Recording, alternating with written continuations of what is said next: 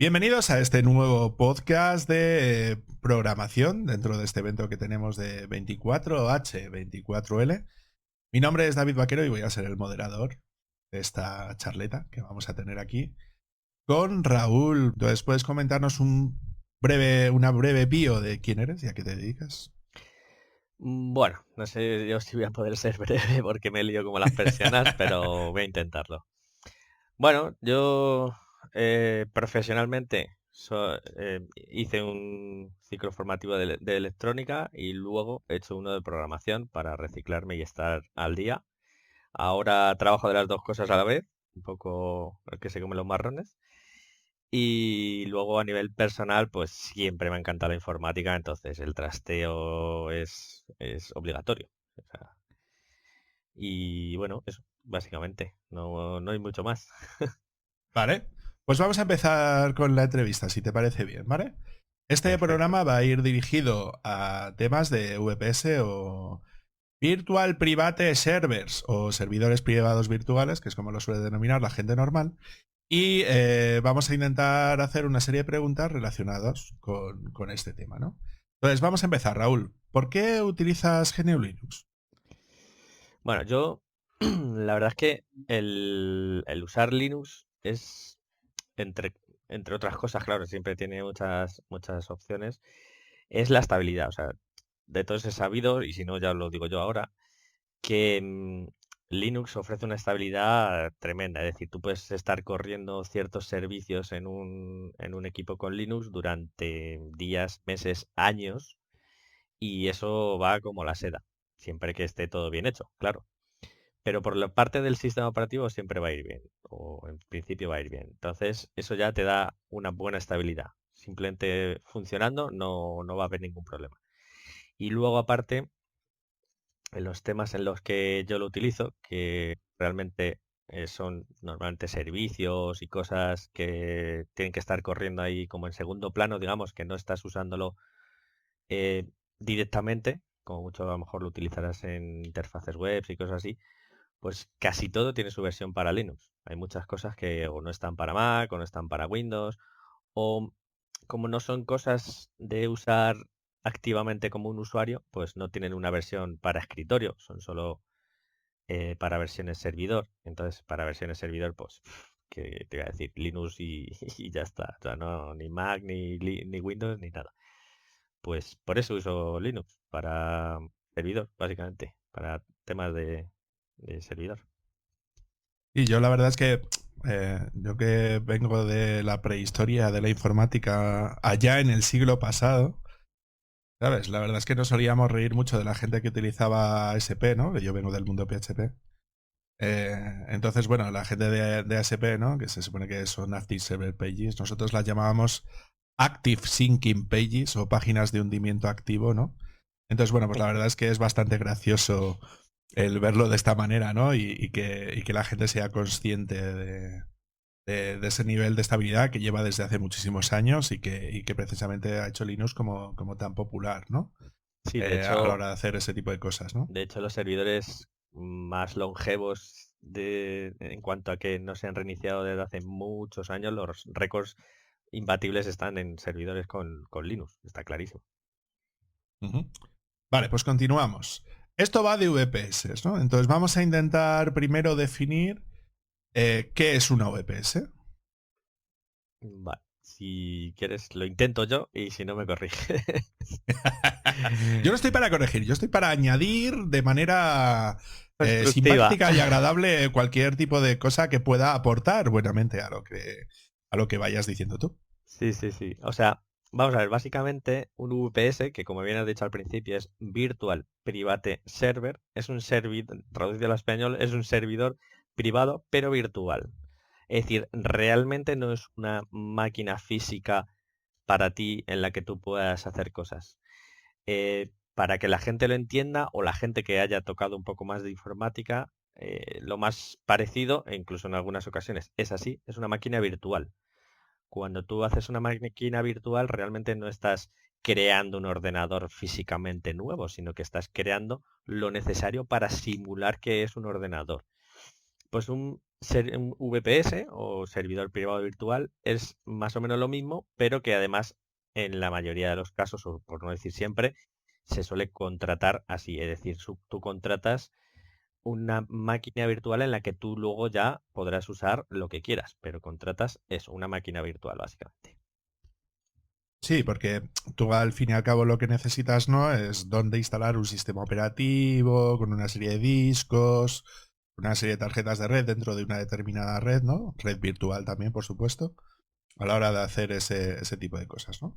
Vale, quiero montar una VPS. Perfecto, pero ¿dónde la doy de alta? O sea, ¿qué es lo que necesito para dar de alta una VPS? Bueno, pues o sea, normalmente lo que tienes que hacer es buscar VPS por el gran internet, el que tiene de todo, a veces de más. Entonces, pues puedes buscar tanto empresas que ya conozcas o que sean medianamente famosas, o irte ahí al azar, en plan VPS, y empezar a buscar. Ujú, Páginas que normalmente se utilizan, bueno, yo voy a contar las que yo conozco. A nivel así, digamos, económico o más que podamos llegar a acceder de una forma menos profesional, a lo mejor, pues yo, por ejemplo, tengo un VPS en la página de Contavo, con P, ¿vale? Que son muy económicos para la potencia que ofrecen. Luego son famosos entre nosotros los que cacharreamos también clouding.io. No sé si querrás poner tú alguno más porque la lista es extensísima, pero vamos, Digital Ocean, etcétera, etcétera. Luego a nivel profesional o que te pueden dar más, o sea, un servicio, digamos, más elaborado o incluso pagar más por ello, evidentemente, pues los típicos AWS, que es Amazon Web Service, o Google Platform, o incluso Oracle Cloud, etcétera, Azure de Microsoft, etcétera. O sea, por servicios no es. O VH también es otra, así que ofrece servidores y VPS, aunque creo que son más servidores normalmente. Y luego una cosa que descubrí no hace mucho, bueno, hace bastante, pero que la volví a utilizar no hace mucho, es un buscador de páginas o de VPS dentro de las páginas, que es ujú. una muy curiosa que se llama Server Hunter, como cazador de servidores en inglés, Server Hunter, y está bien porque tú configuras lo que necesitas, pues mira, necesito tanto de CPU, tantos núcleos, o necesito que sea disco o que sea SSD, o no importa, pero que sean mínimo 200 gigas o 1 tera o 5 teras, o que tenga 1 giga de velocidad, o solo 100 megas, o 10 gigas, porque voy a hacer algo súper bestia. Ujú. Entonces tú configuras incluso el sistema operativo y todo en Server Hunter y él te da opciones que las puedes ordenar por precio, por un montón de cosas también. Y pues hacerte una idea de dónde ir, porque este es un buscador solo, donde ir a contratar ese VPS que te quieres montar. No Claro, sé si... yo ahí lo que añadiría es una cosa más. Y es que, así como, bueno, tú has mencionado proveedores de cloud, ¿no? Como podría ser, pues eso, AWS, Google Cloud, ¿no? Yo Azure no lo recomiendo nunca porque les tengo mucho asco desde hace mucho tiempo. Pero también existen opciones para poder hacer eso, se denomina on-premise, ¿no? Es decir, bajo demanda. Entonces, que tú lo puedas tener instalado dentro de tus propios servidores, ¿no? Entonces yo creo que la solución como más habitual que se encarga de hacer ese tipo de cosas sería Proxmox. No sé si lo conoces, que es un software Sí, sí, bastante sí. potente para creación de redes, bueno, de dispositivos o de VPS, que funciona desde hace muchos años, funciona bastante bien y que eso no te requiere inicialmente que tengas que tener conexión a la nube o incluso para una intranet podrías llegar a instalarlo. Y es un software que, pues eso, bastante estable, lleva funcionando desde hace mucho tiempo y sería más o menos como comparable a un vCenter, ¿no? Es decir, a una solución como más profesional tipo VMware. Sería como la solución libre comparable, ¿no? A ese tipo de cosas. Entonces lo que necesitas es una máquina física y sobre Claro. esa máquina física hacer la instalación de este Proxmox, ¿no? Y luego ya a mayores, una vez que lo tienes ya configurado, pues empezar a configurar las máquinas virtuales y demás, ¿no? Claro, eso sería Por otro para lado, crear VPS. Tú aparte de, o sea, en un inicio lo que yo he contado es para quien te lo cree ya, tú se lo contratas y empiezas a usar el VPS en sí.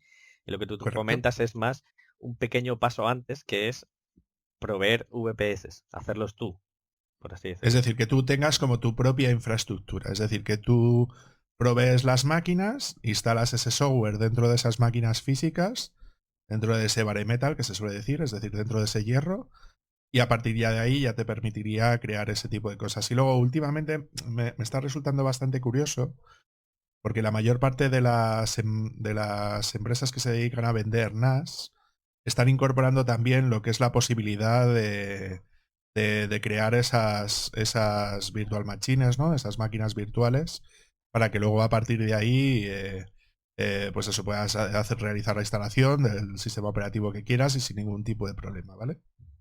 Ujú. Y de hecho, te voy a decir más todavía, incluso puedes alquilar servidores ya con Proxmox instalado, que sería una Ujú. mezcla entre las dos cosas que acabamos de comentar. Sí.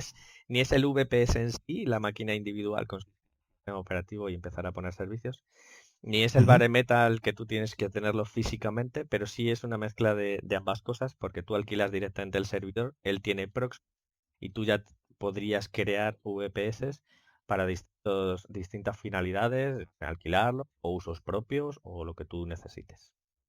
Vale, perfecto. Y ya hemos hablado qué es lo que puedes tener para poder disponer de una VPS, bien, con una infraestructura que proveas tú, o bien a través de la infraestructura que puedan proveer otros, pero ¿para qué podemos usar una VPS? Bueno, pues evidentemente los servicios, pues como Internet, son ilimitados.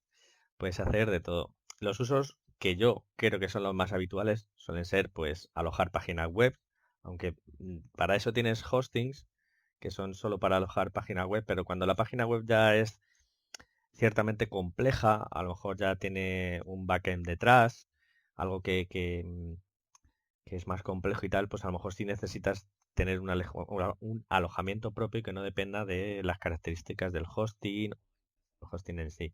Entonces, pues una página web, ya sea un blog, o ya sea que ofrezca un servicio, puedes utilizarlo también como servidor multimedia para proveer en streaming tu música, tus películas, series.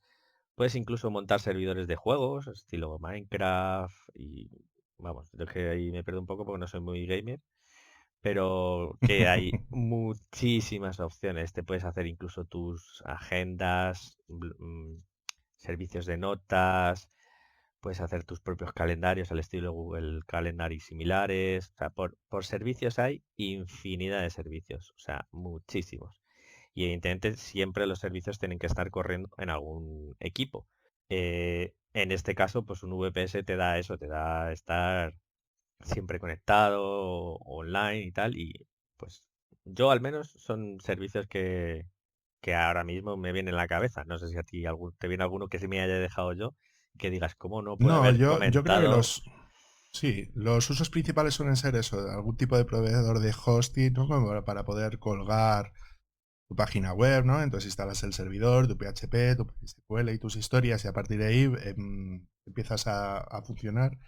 Yo lo que estoy viendo últimamente también es el tema de que en vez de tener que instalar directamente los servicios en la VPS, como que te instalas Docker y luego ya a partir de ahí realizas la instalación de los servicios que necesitas con un Docker Compose, ¿no? Con algo así parecido, eso lo estoy viendo ya últimamente bastante. Sí, pero al final el servicio es el servicio. Lo único que cambias es la forma de ponerlo, digamos, en pie. O sea, en vez Hmm. de bajarte binarios, colocarlos en un sitio, ejecutarlos, usas un instalador. En vez de usar un instalador, pues usas un contenedor. Quiere decir que puedes hacerlo de distintas maneras. Evidentemente, la más manual es bajarte los archivos o compilarlo tú o cosas así. Y ahora la que se está volviendo muy cómoda es la de coger una imagen que ya está empaquetada con todas las librerías, todos los binarios, todo, y decirle, venga, arranca y vámonos. Como harías en un Windows con un siguiente, pues se está volviendo Docker ese siguiente casi.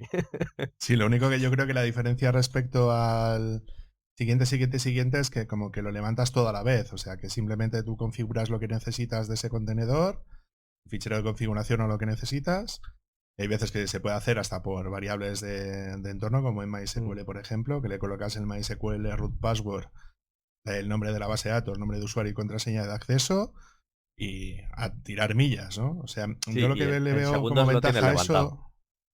En Sí, sí, o sea, segundos. ya no solamente por el eso, porque al fin y al cabo se baja la imagen entera que tiene todas las bibliotecas, los binarios, ¿no? Con todo lo que necesita para funcionar, sino que aparte el cambiar de versión es súper sencillo. Ir de una versión siguiente a una versión anterior es tremendamente más fácil que hacer que instalando o desinstalando paquetes, ¿no? Entonces parece mentira, pero la verdad es que está cambiando bastante este tipo de cosas, ¿no?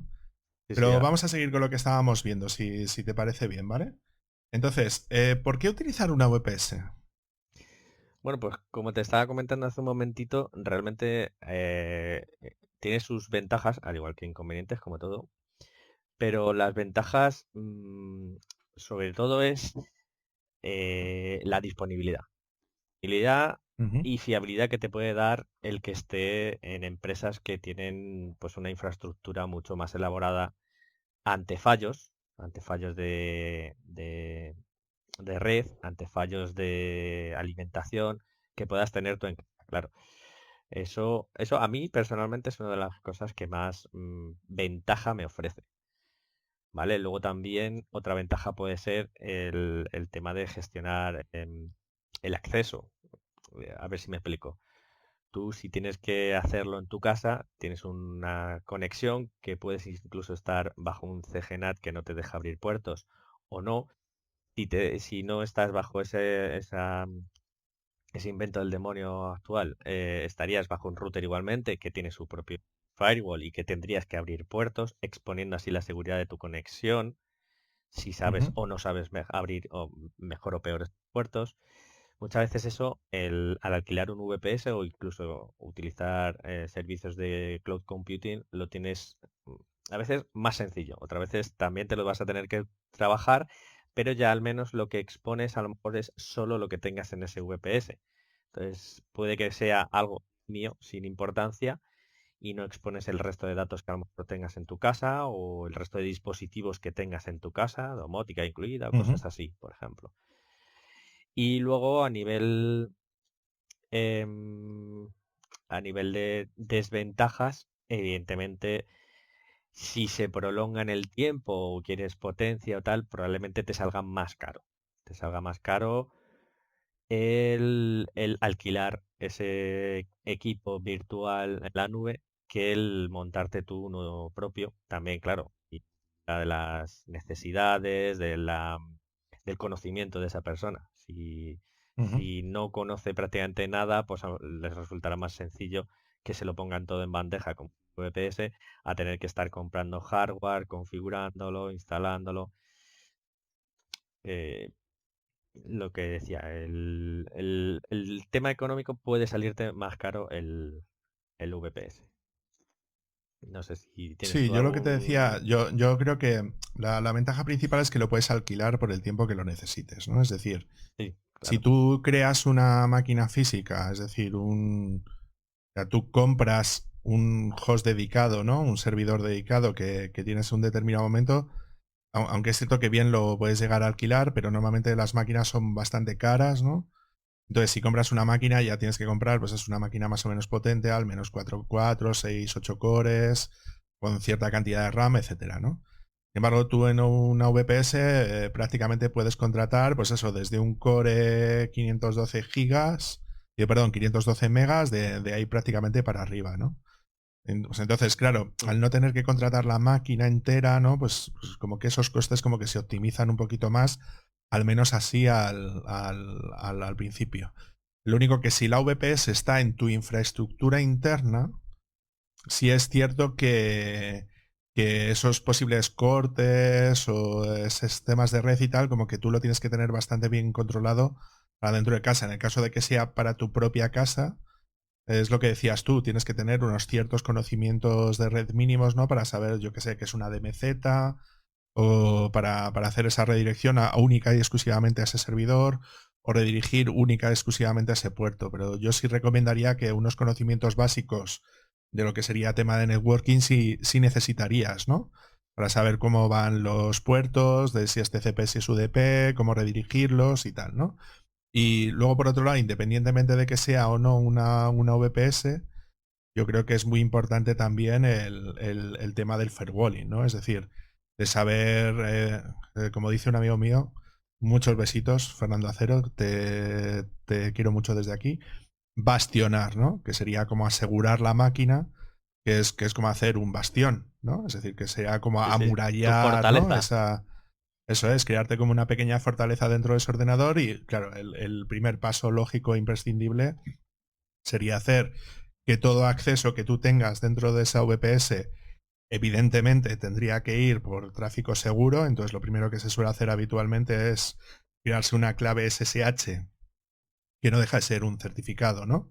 Con clave pública, clave privada, y decirle a tu proveedor de VPS, yo que sé, DigitalOcean por poner un ejemplo, esta es mi clave VPS pública y tú te guardas la privada para hacer esas conexiones, ¿no? Entonces cuando creas esa VPS, normalmente es el primer paso que sueles hacer, ¿no? Que es como asociar esa clave para que luego cuando vayas a entrar por SSH, pues ya como que lo asocias, ¿no? A la clave que tú tienes puesta. Sí, sí, Y, pero y dime, te, perdona. te quería cortar porque te estabas ya empezando a hacer toda la configuración, pero yo quería comentar antes de eso que me ha venido la idea cuando lo has dicho tú, el tema de que lo puedes alquilar por tiempos. Una de las grandes ventajas que tienen los VPS son eso.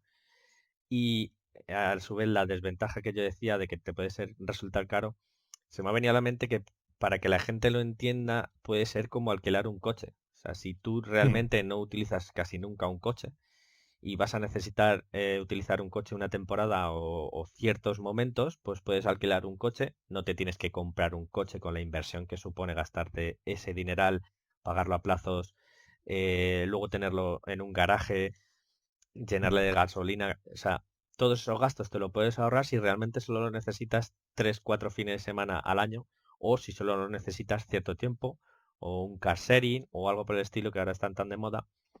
Hmm. Eso sería como el VPS. O sea, la empresa se encarga de tenerlo todo listo para que cuando necesites y durante el tiempo que le necesites pagues solo por el uso que te estás dando. Puede ser un coche pequeño, puede ser un tractor, puede ser el tamaño que sea, pues esto en el VPS sería igual. Y es a ventaja y desventaja a la vez. Que claro, si tú te pones a alquilar un coche y al final lo estás alquilando 300 días de los 335, sí te sale más rentable comprarte uno. ¿Sabes? Pues Claro. esto es lo mismo. Si al final lo vas a alquilar mucho o vas a necesitar algo muy específico que te cuesta encontrar o que es caro o qué tal, a lo mejor sí te sale rentable montarte algo en tu casa o incluso si realmente no necesitas ni siquiera la mínima potencia que te ofrece su VPS por ese precio, pues a lo mejor con algo más sencillito en tu casa te valdría. O sea, eso también es muy de valorar entre VPS o no. Vale, pues vamos Que no, a no quería centrarnos. liarme, Entonces, no, pero no, para no, dejarlo claro. tranqui, sí, sí, luego lo comentaremos un poco más adelante. ¿Y por qué crees que GNU Linux es tan utilizado dentro de las VPS y sobre todo dentro de los ámbitos de hosting y tal? Hombre, pues uno de los puntos que yo creo fuertes está claro que es el tema del licenciamiento. O sea, cuando tú tienes que alquilar un servidor o incluso comprarlo, vamos, en general, cuando tienes que usar un sistema operativo, todos sabemos que Microsoft pues tiene sus licencias, aunque haya gente que no pague por ellas, por X o por Y, yo qué sé. Ujú, Pero tiene un coste y que a veces es un coste elevado, sobre todo en servidores. Las licencias de Windows en servidores pues son elevadas, tanto a nivel de compra como al nivel mm, de alquilar, entre comillas, porque realmente el que te la está alquilando ya la ha comprado. Entonces tiene que ujú, rentabilizarla. Cuando tú alquilas un servidor, por ejemplo, el que tengo yo, que es el más económico para hacer pruebas y cosas así, que comentaba que lo tengo en Contabo, son 5 euros, 4,95, una cosa así. Si le pones Windows son 5 euros. ujú. O sea, me está costando el doble solo por ser Windows. Entonces eso Claro. ya es un factor influyente.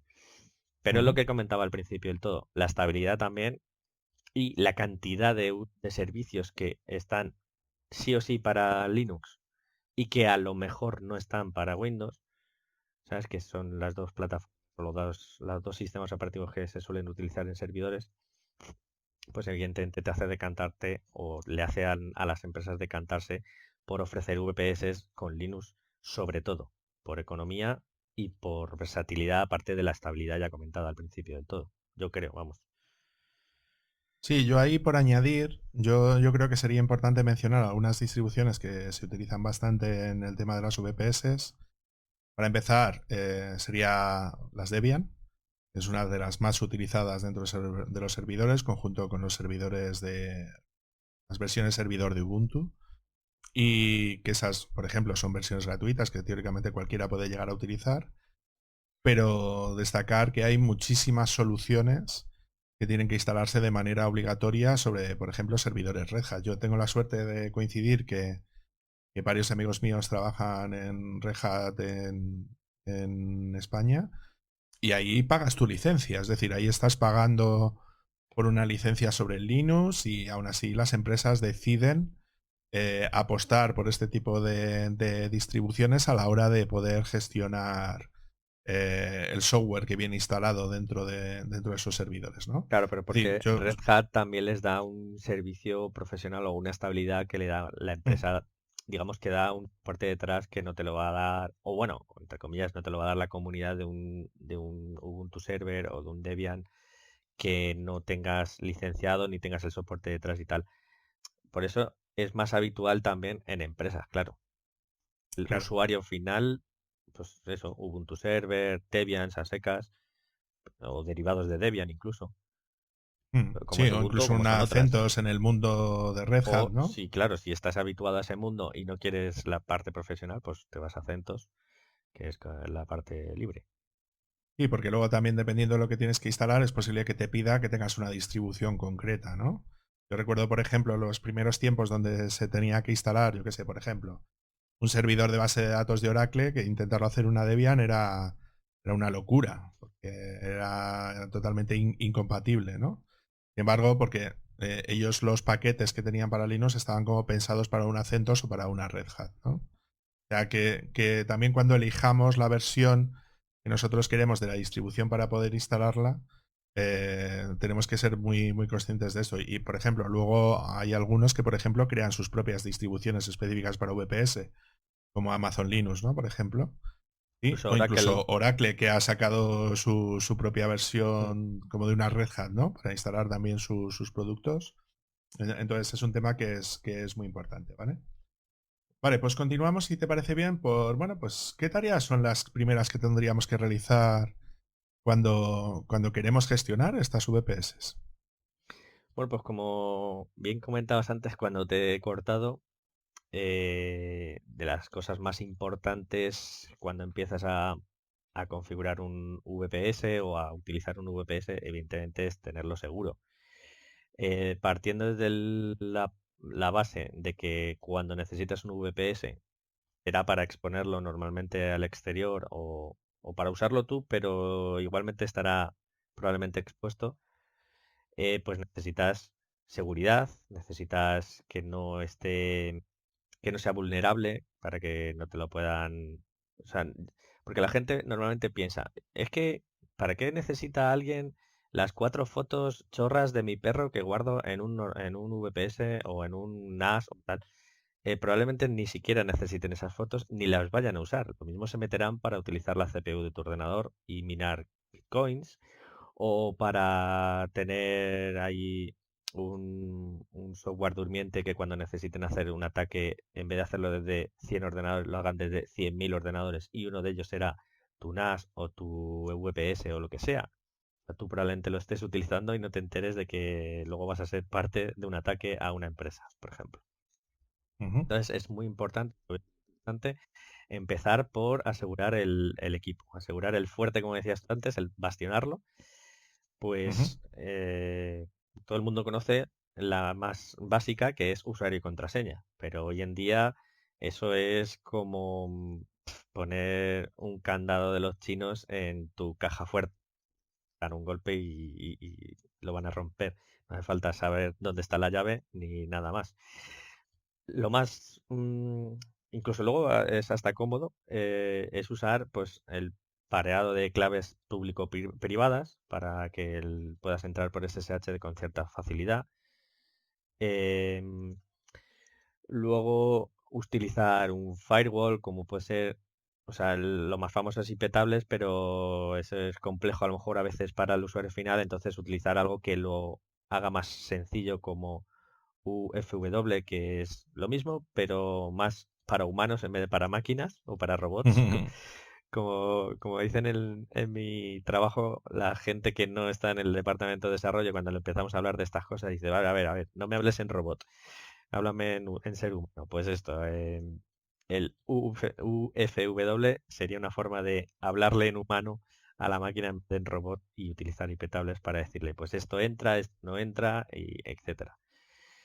Y pues nada, Sí, para el tema que decías del tema de red, que suele ser bastante importante también, sí es cierto que aunque tú evidentemente tienes que asegurar tu propia máquina, sí es cierto que estos proveedores de VPS normalmente siempre tienen algún tipo de mecanismo que te permite configurarlo, ¿no? Es decir, desde la perspectiva de la cloud de turno, bien DigitalOcean o AWS, que tienen lo que se llaman los security group, ¿no? Donde tú lo que vas diciendo es qué tráfico permites de entrada y salida. O sea que básicamente lo que estás configurando es como un firewall, pero en vez de máquina por máquina sería como para todas las máquinas en conjunto que pertenecen a la red de VPS, ¿no? Que tú estás haciendo.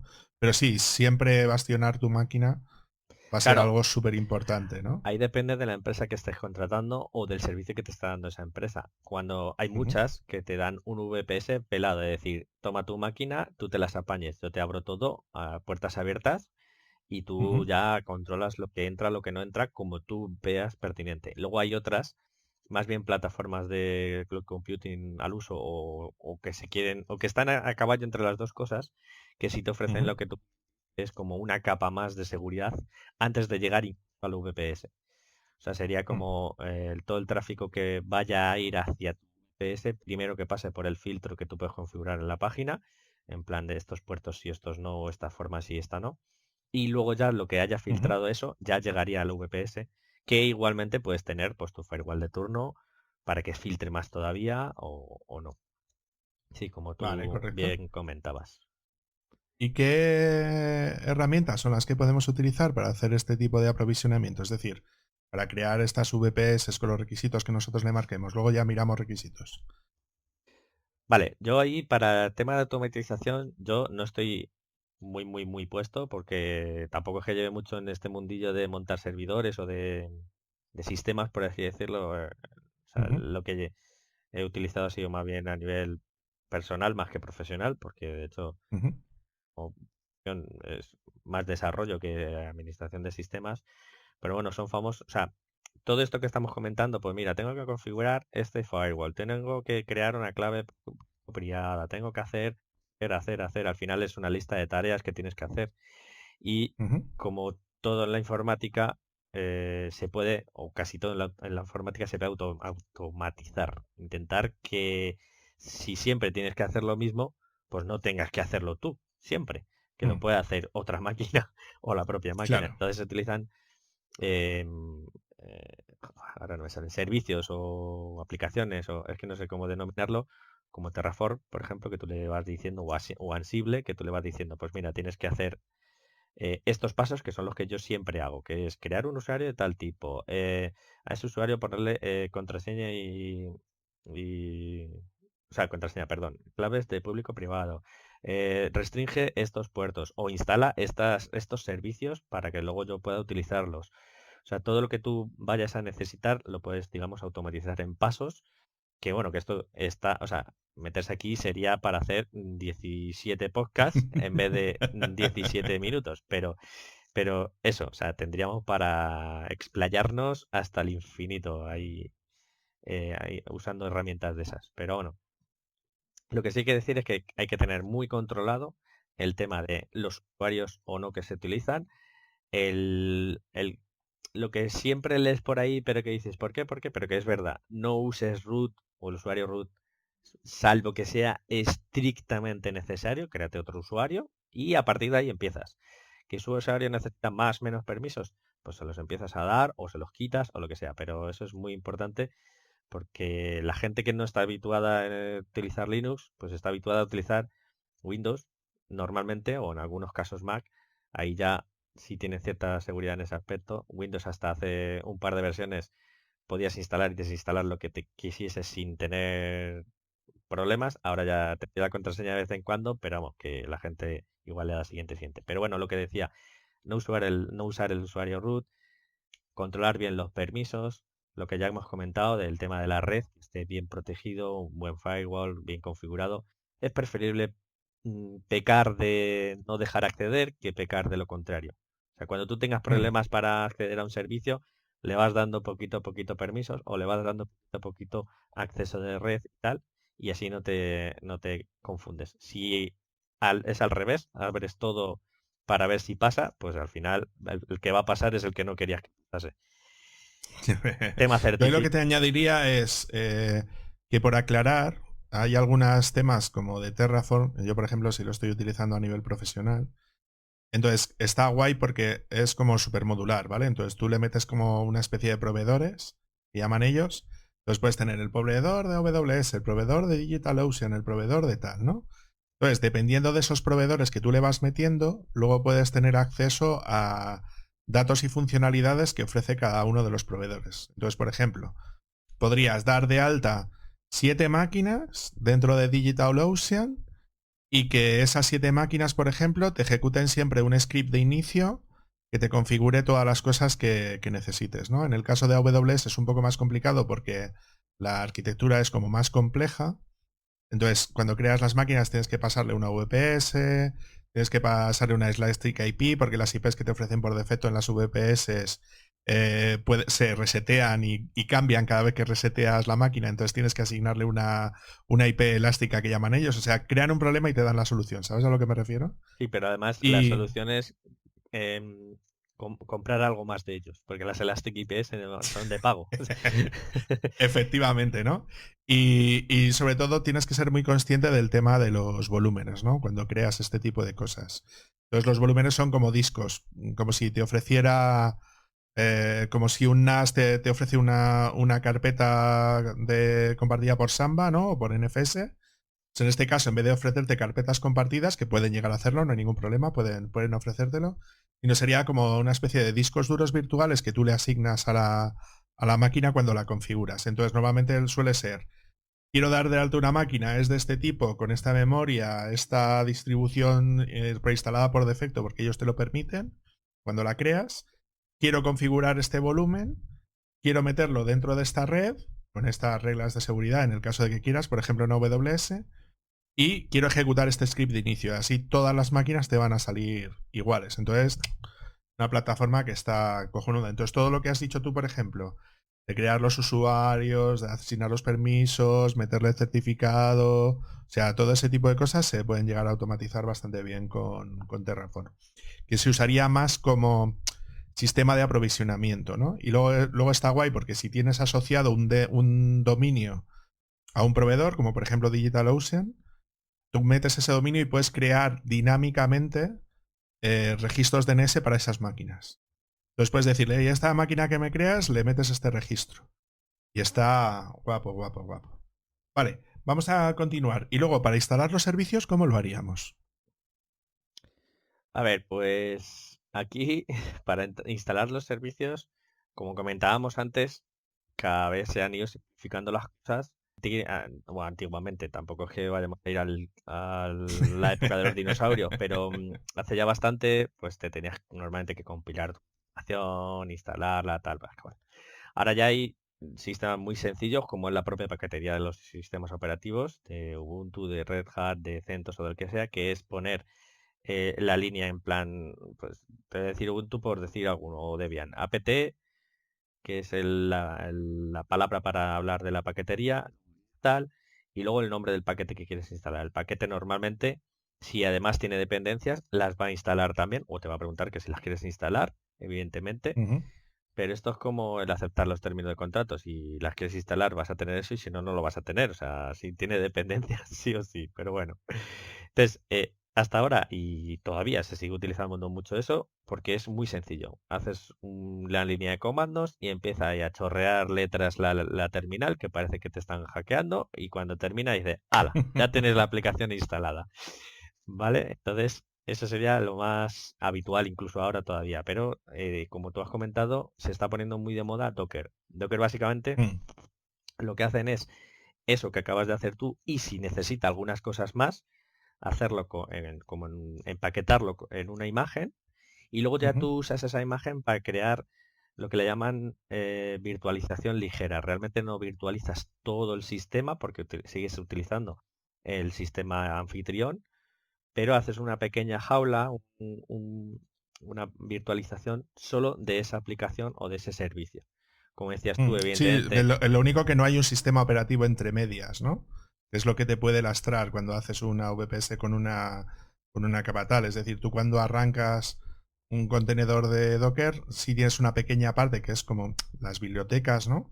Pero no te requiere instalar un Debian sobre un Debian para ejecutar una máquina exacto, virtual, sino que es además, el propio Debian de base quien lo hace, además no gracias a Docker. necesitas virtualizar todo el hardware porque cuando tú creas una máquina virtual estás virtualizando todo, estás virtualizando la CPU, estás virtualizando la tarjeta gráfica en caso de necesitarla, estás virtualizando la RAM, estás virtualizando, o sea, cada pieza física la estás virtualizando. Aquí Ujú, no, aquí solo se virtualiza, en todo caso, la red, que eso suele depender cómo lo configures, ¿eh? Que incluso puedes no virtualizarla, usarla del anfitrión. Puedes virtualizar la red y luego asignarle recursos, que es diferente. Si tú tienes 8 gigas de RAM, no quieres que llegue a gastar 2, pues tú le limitas en 2 y ya está, o un mínimo y un máximo. Pero no estás mm. virtualizando una RAM independiente, sino que estás diciéndole cuánta puede utilizar del anfitrión.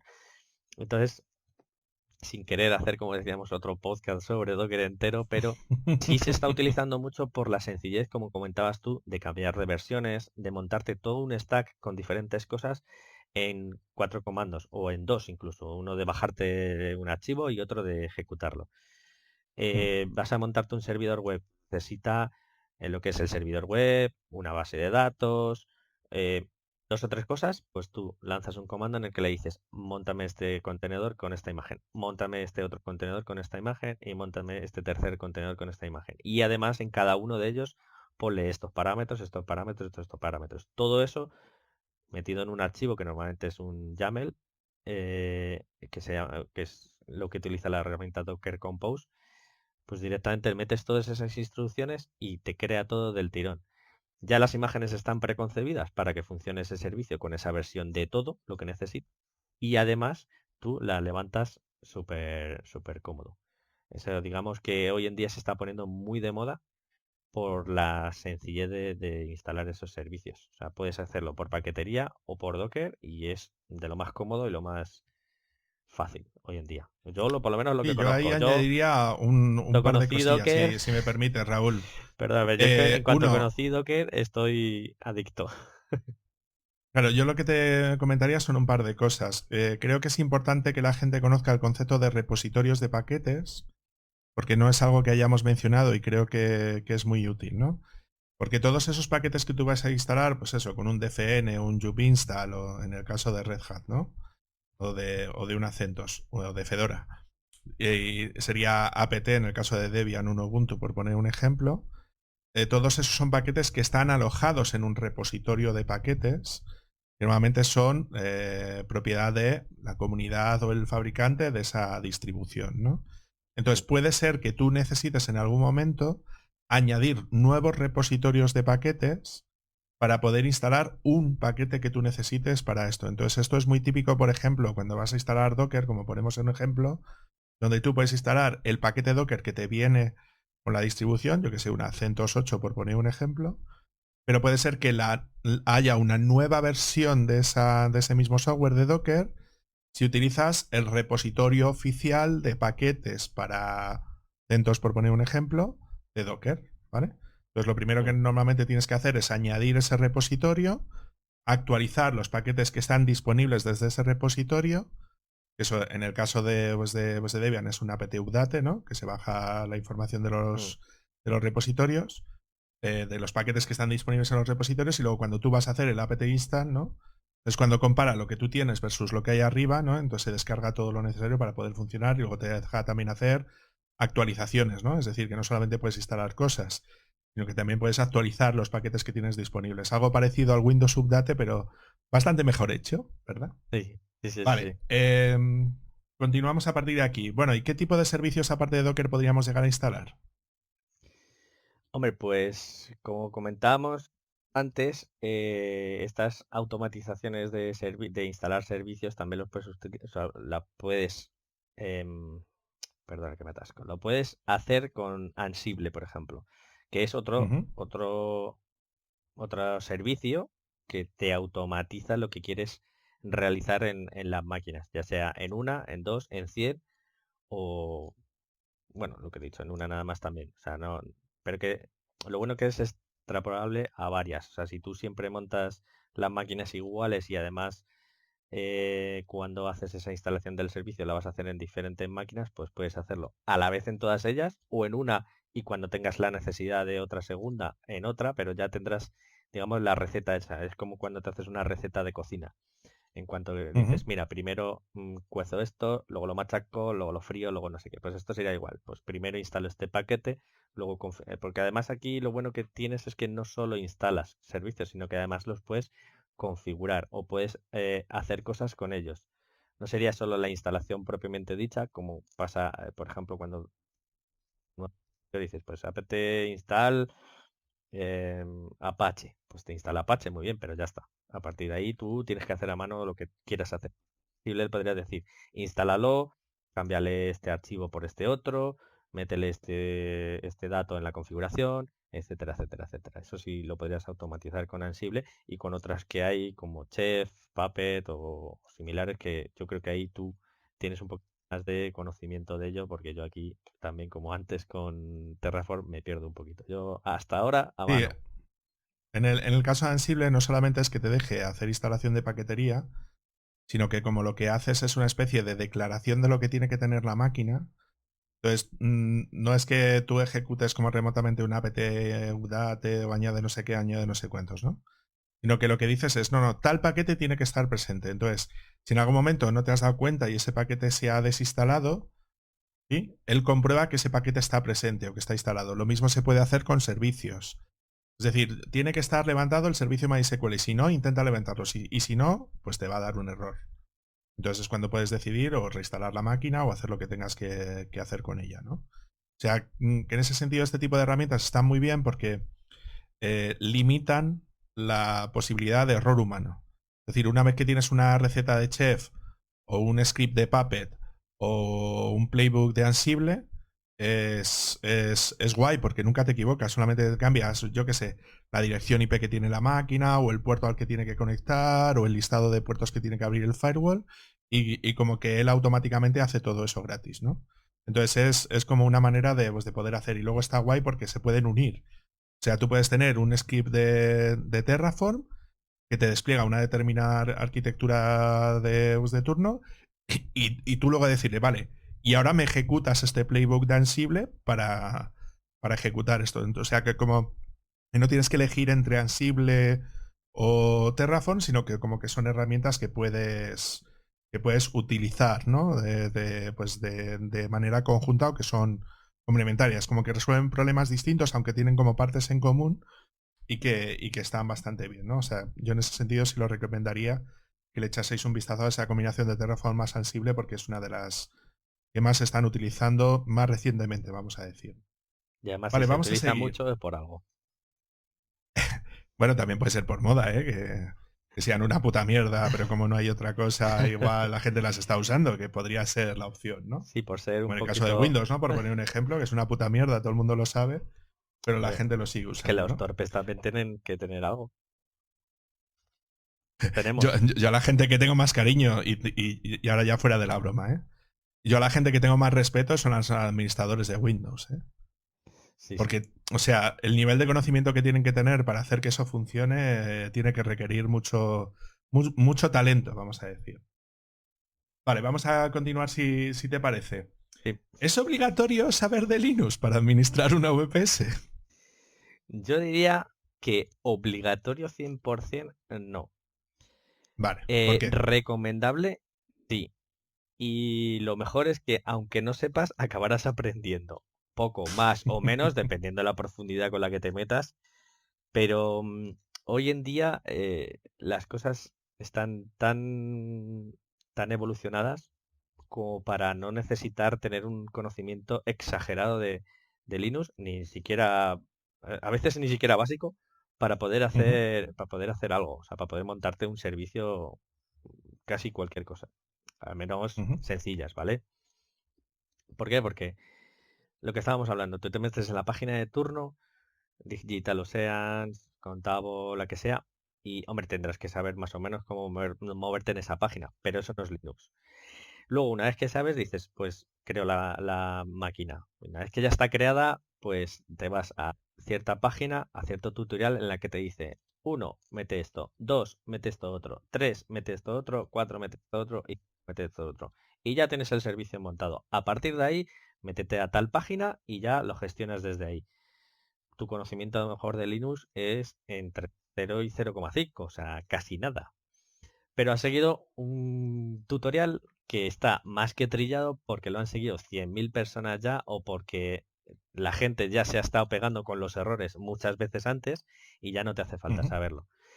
¿Qué pasa? Que cuando todo va bien, perfecto, no hace falta saber Linux. A eso sí, cuando algo haya cambiado, una versión ya no Ay, esté amigo. disponible, cuando el que lo hizo en una versión que no es la tuya, etcétera, etcétera, versión de cualquier cosa, de sistema operativo, de lo que estás instalando, de otra cosa que se usa para instalar eso, etcétera, etcétera. Ahí ya es cuando empiezan los problemas y cuando realmente saber de Linux te va a venir de maravilla, claro, evidentemente. Pero yo diría que obligatorio no. Pero, es decir, que la gente no tenga miedo, no pasa nada. Además, si te lo cargas, ¿qué va a pasar? Es como cuando le digo a la gente que no tenga miedo, incluso con Windows, a romperlo. Da igual, se formatea, se pone de nuevo. Tú tienes evidentemente tu información importante siempre salvaguardada y ya está, y empiezas de nuevo. No pasa nada. O sea, si rompes una silla, la has roto, pero si rompes un sistema operativo, reinicias, o sea, formateas y listo. Pues un VPS igual. Cuando sea, además casi todos, por no decir todos, los proveedores te dan la opción de reseteártelo de fábrica y empezar como si no hubiera pasado nada. Tú Mm. prueba, prueba mucho. No hace falta saber Linux, no hace falta, no es obligatorio. Recomendable sí, pero no es obligatorio. Animaos, que se aprende muchísimo. Yo diría otras dos cosas más, ¿vale? Uno, que hay unas guías estupendas en una página que yo suelo visitar mucho, que es How to Forge, no sé si la conoces, que tiene unas guías espectaculares sobre cómo instalar y asegurar un servidor Debian, Ubuntu, tal, para, pues yo qué sé, voy a instalar, yo qué sé, lo necesario para un WordPress y te dicen todo lo que es necesario para poder instalar. Instalar el Apache, el MySQL, el Postfix para que te funcione, el envío SMTP, el Span Assassin, es decir, que te lo dice todo para instalar. Rollo guía, como decías tú, ¿no? Paso a paso. Un cliente mío, muy mala leche, lo sería llamar guía burros, ¿vale? Sí, Pero sí. creo que es importante, es decir, que te vayas acostumbrando poco a poco a todo ese tipo de cosas, ¿no? Y luego, por otro lado, que últimamente todos estos servicios que son de cloud suelen tener lo que ellos llaman los marketplace, ¿no?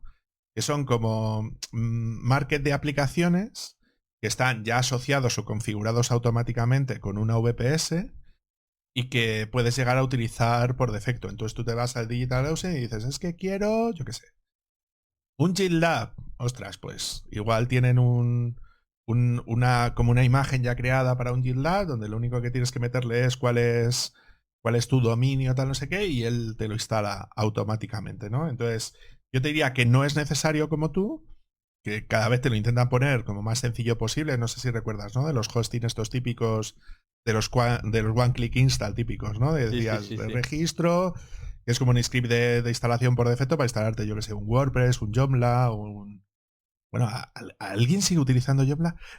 Drupal o alguna cosa así. Ujú.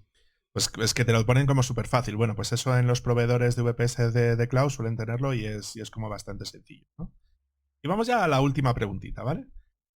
¿Cuáles serían las herramientas de administración que podemos instalar para un hosting? Bueno, yo aquí tengo que decir que o sea, para el uso que le hago yo a los equipos en los que tiene Linux, o sea, yo no, aunque es una espinita que tengo ahí, no soy usuario de Linux en escritorio, solo de servidores y de similares. Ujú, O sea, siempre sin escritorio. Y yo desde que conocí Webmin, Es que para mí es la Estás piedra, enamorado, la estás piedra enamorado. angular, la piedra angular, porque luego Te muchas brillaron cosas los ojillos al verlo, ahí dije, como con no, son de lagrimitas. esas cosas que dices, pero no lo he conocido antes. O sea, todo el tiempo que he perdido hasta ahora. O sea, vamos a ver, yo hay muchísimas cosas que hago en Webmin que las o sea, las sé hacer en la terminal y a veces las haces incluso más rápido. Pero es que muchas veces es pereza, es decir, o pereza Mm, o hacerlo visualmente. Necesitas esa visual de que lo estás haciendo bien, más rápida que hacerlo vía terminal.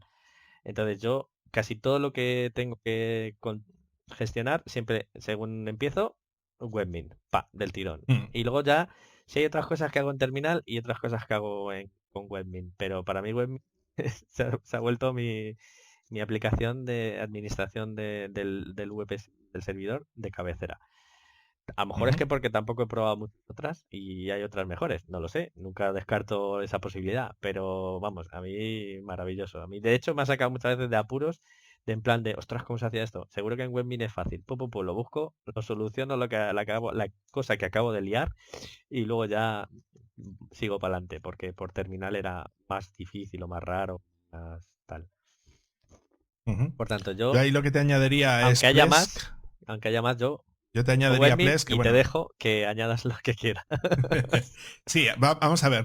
Si yo tuviera que recomendar algo de software libre, sería la combinación de Webmin y cPanel. O sea, yo creo que es la combinación perfecta para la administración de un servidor de hosting con todo lo que necesitas, los dominios, las bases de datos, tal, los servicios, el correo, o sea, todo lo que necesitas para ese tipo de cosas es genial, ¿no? O sea, que en ese sentido tal. Pero sí es cierto que a nivel profesional, cuando ya empiezas a pagar por licencia, ¿no? Y ya como que te requiere algo más así, la gente sí se instala Plex, por poner un ejemplo, ¿no? Pero bueno, como estamos a favor del software libre, vamos a recomendar Sí, Webmin y claro. cPanel, que sería más o menos lo suyo. Open source Bueno, pues más siempre. o menos hasta... Sí, Sí. sí, perdona. No, que open source siempre a tope, si es posible, y no estás obligado a otra cosa. Vamos. Bueno, yo soy de los talibanes que dice que el open source es una puta mierda y que viva el software libre. Vale, pues entonces vamos a irnos despidiendo por aquí. Muchísimas gracias, Raúl, por acercarte a grabar esta horita que tenemos. Y nada, pues muchas gracias. Si tenéis cualquier tipo de duda o cosas de ese estilo, ya sabéis dónde nos podéis llegar a encontrar. A ti, Raúl, ¿dónde te podemos encontrar? Yo, básicamente, si queréis comentarme alguna cosa, alguna pregunta, lo que sea, suelo estar en esos grupos de Telegram en los que estamos todo el mundo, pero todo por el nick de Rapejim. Bueno, y a mí ya sabéis dónde me podéis encontrar, así que nada. Muchísimas gracias por habernos escuchado y no os perdáis los siguientes podcasts.